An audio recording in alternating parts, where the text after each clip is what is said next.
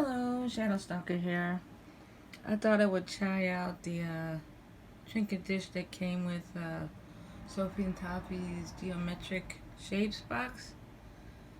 So I took the pink foil from the Chinese New Year's box and decided to lay on top, but it didn't quite work. But this looks like a cracked mirror. I love it.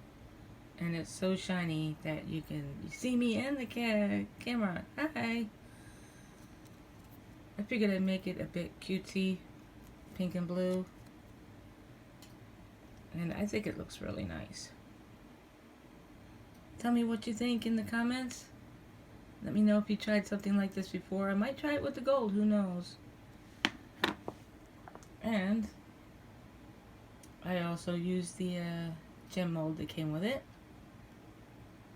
As you can tell, I love blue. Let me know what you think in the comments. Don't forget to like, share, subscribe, and send me some coffee sometime. Have a great day. Namaste.